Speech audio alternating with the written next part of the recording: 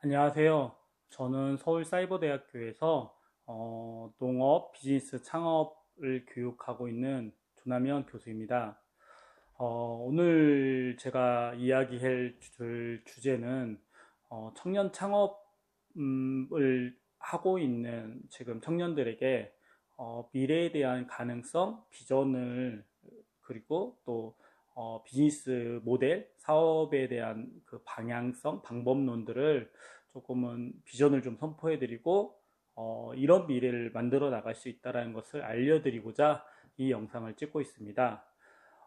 현재 제가 지금 머무르고 있는 곳은 이제 전남 담양이고요. 어제 담양 강소농 교육을 하면서 청년들이 참 많이 모여 있었어요. 그래서 강의를 하다 보니까 청년들한테 미래를 어떻게 풀어나가면 좋을 건지 이렇게 동기부여를 해드리다 보니까 제가 알고 있던 정보를 되게 동기부여가 잘 될 수 있겠다라는 생각이 되더라고요. 제가 청년 창업을 하시는 분들을 보면서 여러 가지 이제 마음이 들어요. 저 역시도 어떻게 보면 농촌 청년 창업을 한 케이스에 속하기도 하고요. 그 다음에 강의도 하지만 현장에서 일을 하고 있거든요.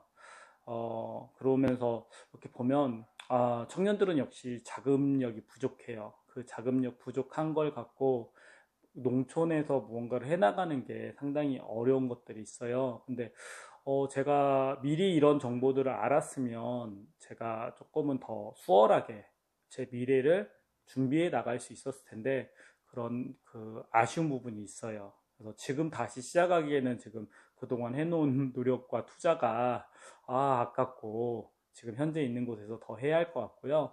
만약에 농촌 창업이라든지 아니면 이번에 이제 어촌도 제가 뉴딜 300이라는 어촌 사업도 이렇게 자문을 다녀보니까 그쪽에도 참 기회가 있더라고요. 근데 저는 그렇게 생각해요.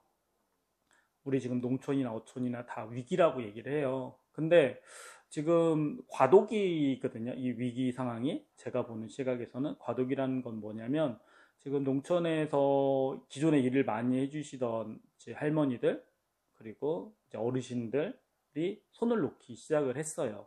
정말 많이 놓기 시작했어요. 한 2년 전부터 진짜 많이 놓기 시작했고 밭이 이렇게 대여가 나오고 막 그래요. 그러니까 지금 선수 교대를 지금 해나가는 타이밍이에요. 근데 문제는 일손이 없어요. 시골에. 그러다 보니까 외국인 노동자들도 많이 들어오고 있고 그러면서 또 그리고 자동화 기계들 정말 놀랬던 기계가 양파 이렇게 심는 기계 이렇게 보는데 우와 장난 아니에요.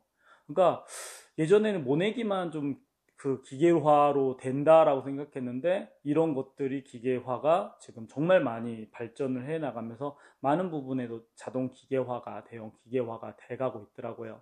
근데 모든 걸 또 기계로 할 수 있는 건 아니잖아요. 그러다 보니까 지금 청년 쪽에서들 이 이제 선수 교대를 하면서 물론 아까 말한 대로 대농들 그 수도작을 하시는 대농들로 기계를 갖다가 그렇게 해서 가시는 방법도 있는데 이쪽은 제가 봤을 때는 이제 부모님이 계시는 상황에서 기계를 잘 다룰 줄 알고 그런 친구들이 좀 유리한 코지고 돈이 없는 이제 부모님 연구도 정확하지 않고 없고 돈이 없는 상황에서는 그런 부분으로 시장을 들어가서 거기를 기존에 몇 억씩 쌓아놓고 또 땅도 엄청 큰 그 사람들 이기는 어려워요. 그렇다라고 하면 어떤 방법이 지금 농촌에 청년 창업을 하시는 분들한테 유리한 고지를 만들 수 있느냐? 오히려 아까 계속 말씀드린 위기가 기회라는 얘기가 예를 들면 저는 충남 보령에 살고 있는데요. 충남 보령은 농업에 관련 지원이 비율이 좀 낮은 편이에요. 예를 들면 제가 예전에 통영 강의를 갔다가 정말 많이 놀랬던 것 중에 하나가 거기는 강서농 교육을 갔더니 평균 연령이 65세 정도에서 70세 정도가 되는 어르신들만 쫙 앉아 있는 거예요. 그래서 왜 여기는 이렇게 나이가 많은 분들만 앉아 계시냐고 이렇게 인터뷰를 해봤더니 하시는 얘기가 통영은 손만 좀 빠르면 그 굴 까는 일을 하러 가면 하루에 일당이 25에서 30만 원까지도 번다고. 어, 손이 빨리 굴 작업을 하면 그러니까 한마디로 능력이 있고 뭐 이렇게 할 수 있는 사람들 같은 경우는 수산이나 관광이나 이제 이런 쪽으로 빠지고 이제 몇몇 분들이 농업을 지키고 있는 거예요. 어, 무슨 얘기인지 아시겠죠?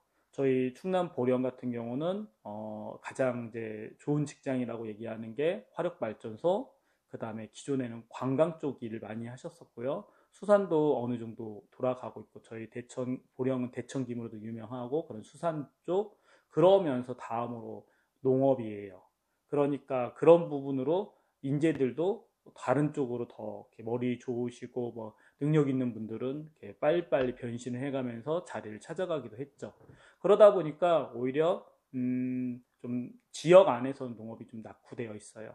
근데 이런 낙후되어 있는 것이 저는 또 오히려 기회라고 또 생각을 하고요. 왜냐하면 기존에 벌써 농업이 다 자리가 잡은 곳들 같은 경우는 후발주자인 청년들이 치고 들어가서 그걸 바꾸기 어렵고, 그리고 또 기득권인 부모님 밑에 친구들이 또 그거를 물려받아서 자리를 잡거든요. 그래서 오히려 농업이 발전하지 않은 곳에서 그런 것들을 기회로 과도기 때 자리를 잡는 것도 하나의 되게 좋은 방법이에요. 그리고 제가 오늘 이야기하려고 하는 이제 그 핵심 얘기 중에 하나는 이런 거예요. 지금 어촌 뉴딜 같은 경우도 70억에서 한 100억 정도의 사업이 4년간 들어가요. 근데 우리 기존의 농업 쪽에서도 권역 사업이라고 해서 뭐 3개 마을이 모여서 뭐 150억, 뭐 70억 이런 사업들이 있었어요. 근데 지금은 이제 그런 권역 사업이 좀 줄고 대신 더 이제 마을 만들기라든지 이런 부분으로 해서 좀 작은 돈으로 좀 쪼개지면서 마을에 그 지원이 뭐 10억, 뭐 5억, 뭐 이런 식으로 지금 계속 들어가고 있어요. 근데 여기서 제가 말씀드리고 싶은 것 중에 하나는 그런 마을 발전할 수 있는 그런 자금하고 우리 청년하고는 그건 공동체 쪽이고 나는 개인 농가로 들어가는 건데 이게 연결이 된다라고 생각을 못 하시는 분들이 상당히 많으세요. 근데 제가 이거에 대한 좀 설명을 드리면, 음, 이거를 지금도 이제 청년들이 마을의 리더가 되기도 하고 이장이 되기도 하고 뭔가 청년들 젊은 사람들을 이렇게 세워요. 근데 그러면서 청년이장이라고 해서 27, 30살도 안 됐던 친구들이 이장이 되기도 하고요.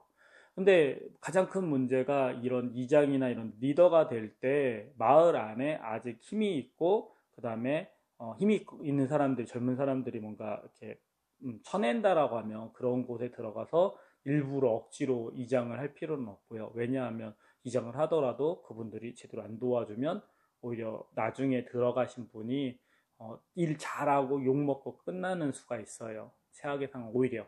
그렇기 때문에 마을에서 정말 절실히 필요로 하고 그 다음에 또 마을 분들이 도와주려고 하는 외부인들에 대해서 좀 오픈마인드인 그런 마을들이 있어요. 그런 이장님과 그런 리더들, 그러니까 한마디로 마을을 바꾸려고 하면 내가 리더가 되더라도 한 3명에서 한 7명 사이에 저를 지지해주고 저와 함께 이렇게 추진해 나갈 수 있는 분들이 있어야 돼요. 그리고 마을은 먹고 살만한 마을에서는 갈급함이 별로 없어요.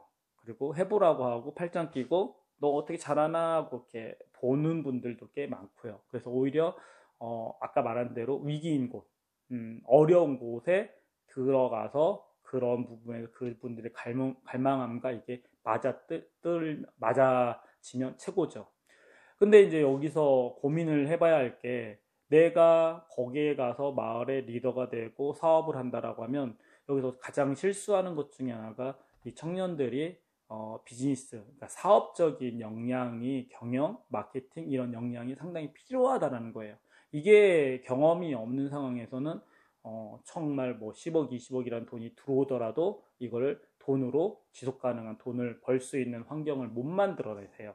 그래서 저희 이 강소농이라는 프로그램이 그러한 비즈니스에 대해서 기본적인 것들을 눈뜨게 해주고 회계에 대해서 기록에 대해서 이런저런 것들을 많이 알려주는 프로그램이에요. 그러면서 이 청년들이 그러면 이제 제일 좋은 거는 안타까운 것 중에 하나는 이렇게 오는 청년들이 자금력도 부족하다 보니까 그 다음에 뭘 하려고 하다 보면 한 3년 안에 조금 길게 되면 5년 안에 뭔가 빠른 시간 안에 답을 내려고 하시거든요. 이게 가장 큰 이렇게 부족한 점, 아쉬운 점이에요. 그러니까 청년들하고 이렇게 상대해 보면 인내심이 좀 어른에 비해서 부족하죠. 그리고 자금력이 딸리죠. 그러니까 빠른 시간 안에 답을 내고 싶어 하는데 이게 농업에 정착하지 못한 이유의 가장 큰 일이지 않았을까라는 생각이 들어요. 그래서 물론 다른 여건들도 있어요. 인간관계라는 여건도, 그리고 가족 간의 관계도, 그다음에 거기 안에 생활하는 터전에 대해서 여러 가지가 요인이 있지만 그 중에 가장 기본은 돈적인 부분이라고 저는 생각을 해요. 그래서 그 돈 부분이 해결이 되려고 하면 아까 말씀드린 것처럼 사업적인 경험, 알바를 그런 거를 해본다든지 아니면 좀 인터넷 사업을 해본다든지 이런 경험치들이 쌓이면서 돈에 대해서 뭔가를 이렇게 깨닫는 게 중요하고 또 어른들하고 상생해서 더불어 갈 수 있는 그런 자세들을 또 익히셔야 돼요.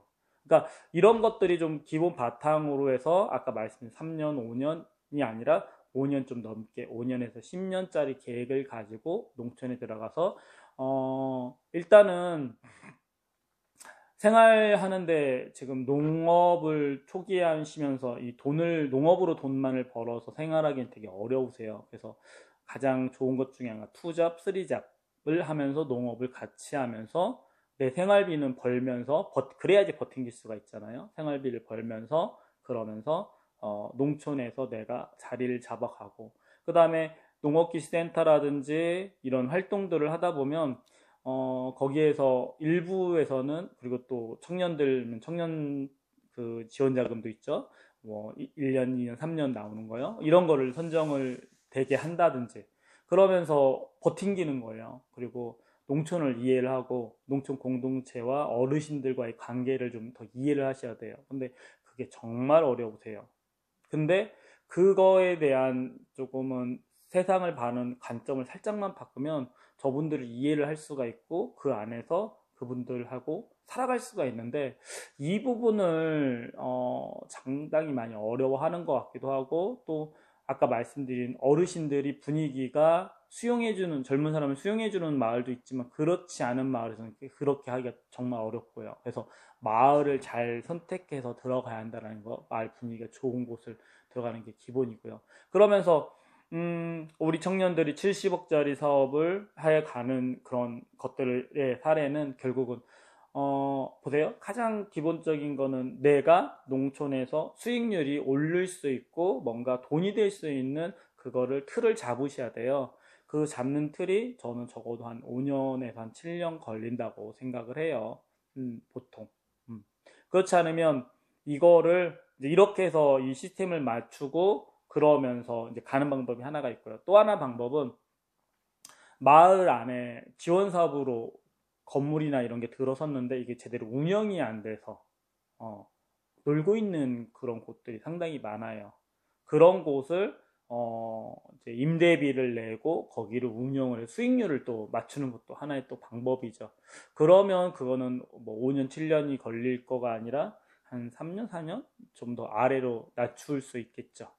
그러면서 여기서 이제 3년이든 5년이든 마을과 관계는 돈독히 하면서 서로 이렇게 봉사도 하고 챙겨드리면서 마을과의 신뢰 구조가 형성이 되는 시기에 맞춰서 그리고 거기에 맞춰 내 역량도 비즈니스 역량도 계속 높여놓은 상황에서 나의 수익률을 만들 수 있는 그 컨텐츠 그 부분을 사업 가공이라든지 이런 것들을 만들어 놓은 상태에서 마을 분들이 믿고 따라와 주실 때 여기에 마을 그 지원 자금들을 신청해서 들여오시기 시작하시면 보세요. 마을이 활성화가 돼요. 그래서 뭐 선진지 견학으로 마을에 와요. 그렇처럼 여기에 콘텐츠들이 이제 인정을 받아서 이게 시나 군의 홍보 책자에 막 들어가면서 관광객들이 학교 뭐 단체 체험이라든지 이런 것들이 계속 조금씩 늘어나면서 이쪽이 판이 커지면 이제 마을 기업 쪽, 마을 쪽그 협동조합 뭐 이쪽에서 마을 관련된 곳에서 이 사업이 커지면 커질수록 같이 성장하는 게 뭐냐? 내가 기반을 잡았기 때문에 내 쪽이 사업이 같이 성장해 나갈 수가 있으세요. 근데 저는 예전에 농촌 공동체를 2번 성공을 시키고 활성화를 시키고 제가 이렇게 찢어지는 사례를 보면서 제가 가장 크게 실수했던 것 중에 하나가 뭐냐면, 지금의 공동체는 돈이 집안에 밑에 깔려서 가요. 이 돈 때문에 또 뭉치는 거기도 하고요. 그렇기 때문에 돈줄을 다 내놓고 알아서 서로가 믿고 해봅시다. 이거는 되게 위험한 행동이더라고요.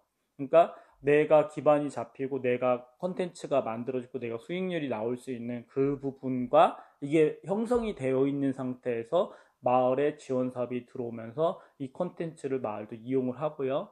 나만 이용을 하는 게 아니라 또 다른 농가들의 체험이라든지 그런 것들 이용하고 식당도 이용하고, 그 다음에 마을에서는 숙박이라든지 좀 큼직큼직한 것들, 또 여기 사무국장이 들어올 수 있으면 사무국장이 돌리면서 여기에 메인이 내가 움직이는 이 비즈니스를 같이 상생해서, 왜냐하면 이렇게 능력되는 분들이 많지 않거든요.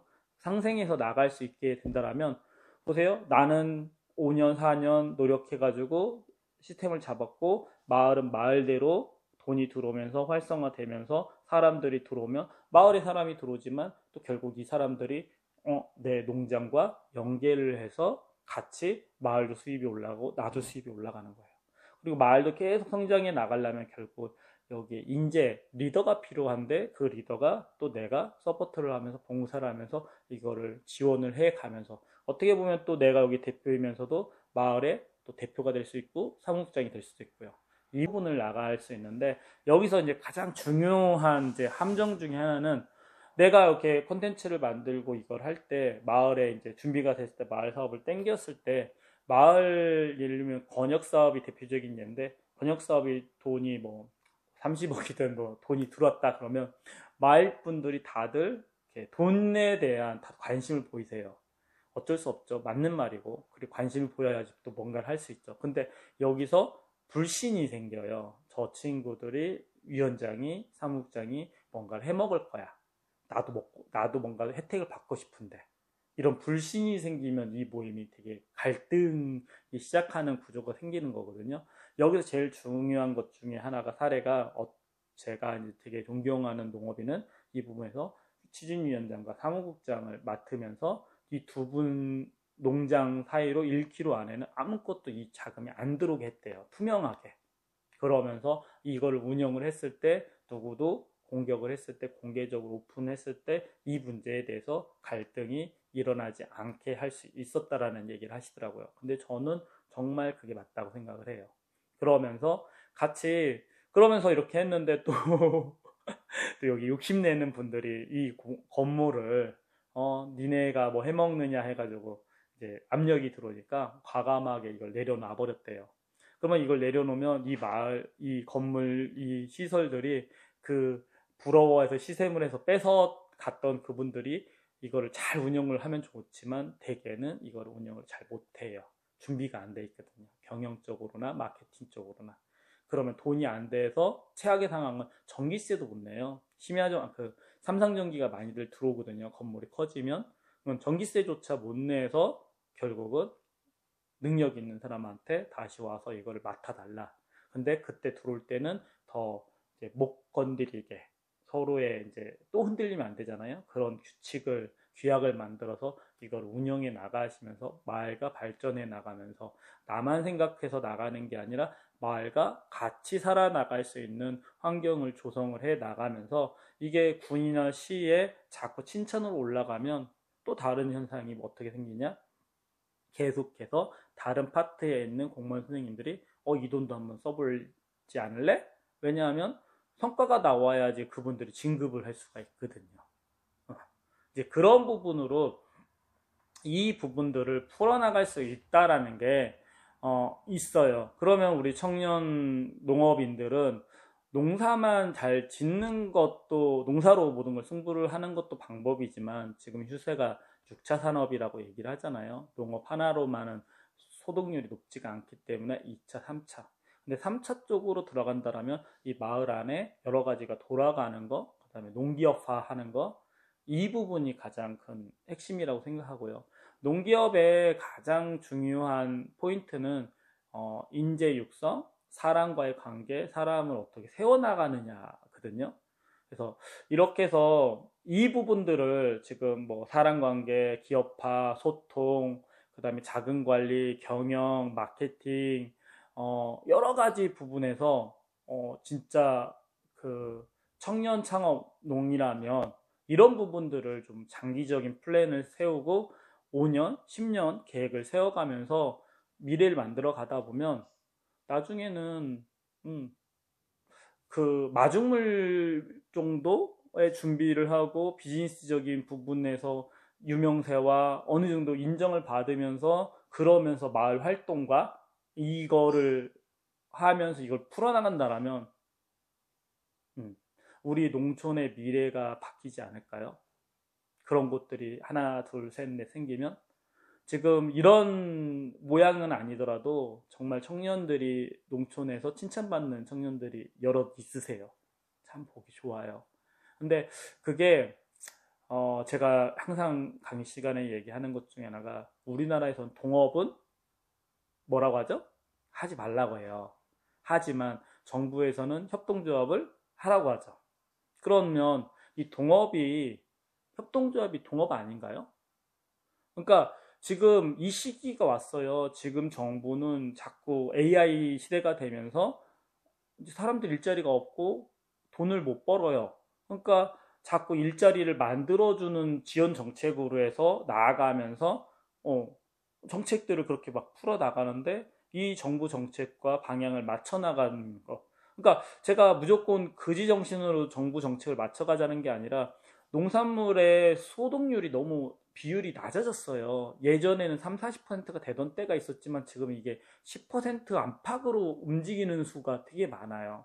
그렇기 때문에 모든 걸 내가 돈을 벌어서 내가 건물을 세우고 내가 뭔가를 한다라는 거는 정말 쉽지 않은데 정부의 정책도 잘 적절하게 이용하면서 그들이 원하는 또 칭찬, 사람을 지금 정부가 얘기하는 사람을 세우는 거 이것도 맞춰주면서 그러면서도 이거를 칭찬받게 진행을 하면 더 많은 힘들이 지원들이 줄을 서서 해 나가라고 해요. 근데 여기서 내가 이걸 운영하면서 또 무리하게 지원 사업을 갖고 오다 보면 자부담 부분이 부담이 돼서 또 흑자 도산을 또 할 수도 있죠. 그러니까 이런 것들을 잘 조율을 하면서 우리 청년 창업하시는 분들이 미래에 한 10년을 좀 바라보시면서 우리 미래 농촌을 이 과도기 시기에 잘 선수교대를 해 나갈 수 있도록 그리고 행복한 농촌을 만들 수 있으면 이라고는 걸 바람을 해봅니다. 위기가 기회이다. 그리고 관점을 바꿔야 한다. 그리고 비즈니스적 모델을 바라봐야 하고 농촌도 돈이라는 부분들이 해결이 돼야지 행복한 삶을 살아갈 수 있는 공간이다 라고 봐주시면 좋을 것 같아요. 우리 예비 창업자, 예비 농업도 사업이거든요. 예비 우리 창업자님들, 그리고 미래를 준비하는 우리 대표님들 화이팅이고 우리 농촌을 잘 부탁드립니다. 화이팅!